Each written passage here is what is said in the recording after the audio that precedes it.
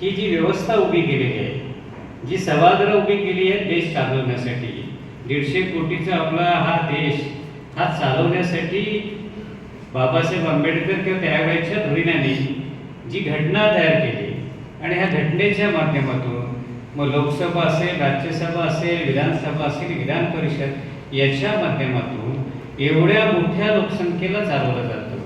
अनेक 18 पगड जातीच्या जाती धर्मांना एकत्र घेऊन हा देश चालतो. पण ही देश चालवण्याची व्यवस्था कशी आहे? कारण म्हणजे ही व्यवस्थेचं आपल्या शालेय शिक्षणामध्ये जर ह्याची जाणीव करून नाही दिली तर दुर्दैवाने या पुढच्या पिढीला आज जे काही चाललेलं आहे, आज जे सोशल मीडियाचं जग आहे, प्रिंट मीडियाचं जग आहे, जगाच्या भौतिक आकर्षणापोटी आपण आपलं जसं घर चालवायला कुणीतरी तयार व्हायला लागतं, तसं देश चालवणारी सुद्धा सक्षम पिढी तयार होणं ही काळाची गरज आहे. आज दुर्दैवानं पाहायला गेलं तर आपल्या सगळ्यांना जर कुणाला विचारलं देशाचा पंतप्रधान कोण, हे एक पण सांगू शकतील, पण देशाचे राष्ट्रपती कोण आहेत हे सांगितलं तर आज आजच्या पिढीला माहीत नाही. आजच्या पिढीला मुख्यमंत्री उपमुख्यमंत्री कोण आहेत हे नीटसं सांगता येत नाही. आज हा नेमका देश चालतो म्हणजे कशा पद्धतीनं चालतो हे जर विचारलं तर सांगता येत नाही.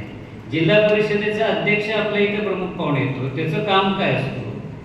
पंचायत समितीचा सभापती म्हणजे नेमकं काय असतो, त्याचं काम काय असतं? या सगळ्या गोष्टींच्या बाबतीत खऱ्या अर्थानं आपण सजग होण्याची आवश्यकता आहे. आम्ही लहानपणी तुमच्यासारख्या आज मला आठवण येते, शाळेमध्ये शिक्षण घेत असताना प्राथमिक विद्यालय असतील, महाविद्यालयामध्ये आम्ही शिक्षक दिन साजरा करायचो. ही संकल्पना पाहिल्यानंतर मला ते दिवस आठवले. त्या दिवशी आम्हाला ते व्यवस्था पूर्णपणे चालवायला मिळायची. त्यामध्ये ती व्यवस्था चालवत असताना ती शाळा कशी चालवली जात होती त्या गोष्टीचं एक प्रकारे प्रात्यक्षिक आम्हाला मिळायचं. आणि मग त्या माध्यमातून ज्यावेळी एखाद्या क्षेत्रामध्ये काम करायची वेळ यायची, मग स्पोर्ट्समध्ये असेल, मध्ये मी आलो त्यावेळी आपली मॅरेथॉन स्पर्धा बघितली. या अशा सगळ्या स्पर्धेंचं त्यावेळी जे नियोजन व्हायचं त्या नियोजनात आम्ही भाग घ्यायचो. आणि मग त्या नियोजनात भाग घेतल्यानंतर आम्हाला तो कार्यक्रम यशस्वी करताना ज्या अडचणी यायच्या, ज्या गोष्टी करायला लागायच्या, त्यातून आम्ही शिकत गेलो. आणि हे शिकत गेल्यानंतर सार्वजनिक जीवनामध्ये काहीतरी करावं ही मानसिकता तयार झाली. त्यामध्ये काम करण्यासाठीचा आपला जो धाडस आहे ते वाढलं. काम करणं आपण करू शकतो, अनेकांना एकत्र घेऊन एखादा एक कार्यक्रम यशस्वी करू शकतो. मग सार्वजनिक गणेशोत्सव असतील, सार्वजनिक अनेक गोष्टी असतील, अशामध्ये आम्ही हळूहळू भाग घ्यायला लागलो आणि त्या माध्यमातून राजकारणाकडे आम्ही आकर्षित झालो. माझं ज्यावेळी राजकारणावरती मी ज्यावेळी कॉलेज जीवनात होतो त्यावेळी मला मंत्रिमंडळ विधानसभेत बघायची मला संधी मिळाली. त्यावेळेचे खासदार माझे श्रीनिवास पाटील साहेब हे माझे जवळचे नातेवाईक होते. त्यावेळी मला एकदा घेऊन गेले संसदेत आणि मग ती सृष्टी बघितल्यानंतर, तिथं असणारे लोक बघितल्यानंतर, ती कार्यपद्धती बघितल्यानंतर मलाही त्यावेळी वाटलं की आपण या क्षेत्रामध्ये का काम करू शकत नाही. आपण इथं जर जाण्यासाठी काय आपली इच्छाशक्ती आपण लावू नये. आणि मग त्या दृष्टीने या क्षेत्राचा अभ्यास चालू असताना कॉलेज संपतानाच ग्रामपंचायतसारख्या ठिकाणी संधी मिळाली. ग्रामपंचायत सदस्य निवडून आलो. कुटुंबाने कुणी अडवलं नाही, वडिलांनी परवानगी दिली. आणि मग एक नक्की डोक्यात होतं की आपण लोकांसाठी, समाजासाठी जे करतो आहोत ते त्या सभागृहाच्या माध्यमातून जर आपण गेलो तर अधिक चांगल्या पद्धतीने लोकांसाठी काम करू. संधी मिळायला पाहिजे. मी जर माझ्या रोजच्या आयुष्यामध्ये जी कामं करतोय ती चांगल्या पद्धतीने करतोय, मी जर माझ्या रोजच्या जीवनामध्ये आणणाऱ्या सगळ्या गोष्टींना योग्य पद्धतीने न्याय देतो, तर मी जर अशा सभागृहात गेलो तर अनेक अधिकार मला मिळू शकतात, अनेक गोष्टी पाठीशी उभ्या राहू शकतात. शेवटी शासन जर असेल तरच अनेक गोष्टी सार्वजनिक हिताच्या करता येऊ शकतात. आणि मग त्या दृष्टीने विचार करत असताना गेल्या वेळी संधी मिळाली, त्या संधीमध्ये थोडंसं अपयश आलं, परंतु आज त्या क्षेत्रामध्ये जाण्याची भूमिका जी आहे ती ठरवून ठेवलेली आहे. त्यामुळे आज मी या दृष्टीने सांगेन की हा नुसता आजचा एका दिवसासाठीचा शपथविधी नाही. आपण या माध्यमातून या सार्वजनिक क्षेत्राकडे, राजकीय क्षेत्राकडे बघण्यासाठी गांभीर्याने लक्ष द्या. आम्ही सगळी मंडळी ग्रामीण भागातून आलेली मंडळी आहोत. त्यामुळे ग्रामीण भाग आपला हा देश शेतीप्रधान देश आहे. त्यामुळे आपल्याला खऱ्या अर्थानं तळागाळातल्या लोकांच्या समस्येची जाणीव आहे.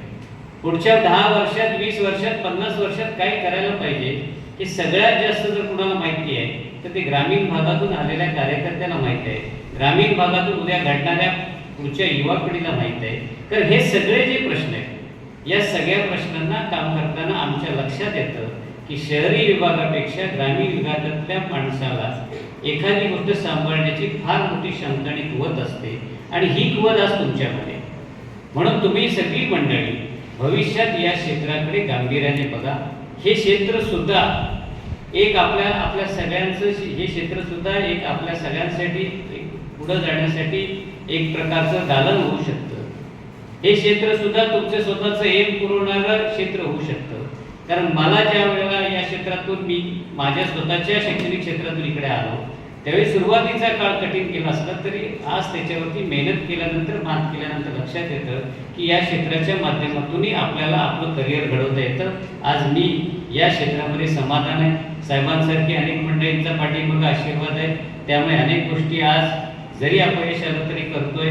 आणि या क्षेत्रात एकदा काम करायची आवड तुम्हाला तयार झाली तर तुम्ही निश्चितपणे आपल्या समाजासाठी, आपल्या परिसरासाठी, आपल्या भोवतालच्या सगळ्या सहकाऱ्यांसाठी काहीतरी चांगलं काम करू शकता. मी या निमित्ताने आपल्याला एवढंच सांगेन की अतिशय स्तुत्य उपक्रम आज संस्थेचा पाहायला मिळाला.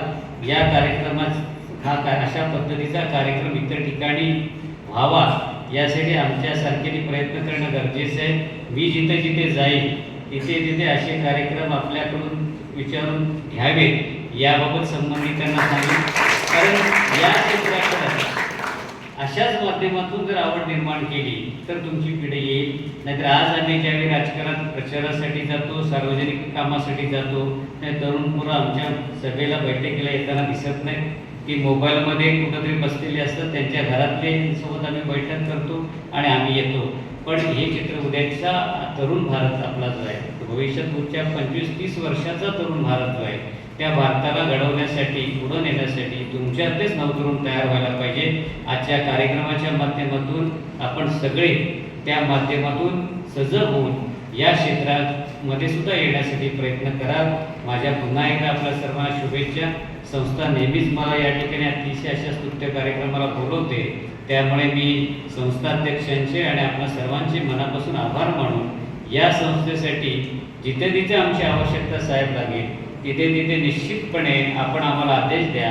आमच्या पद्धतीने, आमच्या परीने ज्या ज्या गोष्टी करणं शक्य आहे, तर आपण हे जे करताय हे नुसतं मुलांना शिक्षण देण्याचं काम नसून भावी पिढी, भविष्यातल्या पुढच्या येणाऱ्या समस्यांना त्या पद्धतीनं तयार करण्याचं काम आपण करताय. ग्रामीण भागातल्या या मुलांसाठी हे खूप मोठं काम आहे. आपल्याला आणि आपल्या सर्व सहकाऱ्यांना या कामासाठी शुभेच्छा देतो आणि पुन्हा एकदा आपल्या सर्वांचे आभार मानून थांबतो. धन्यवाद. जय हिंद, जय महाराष्ट्र.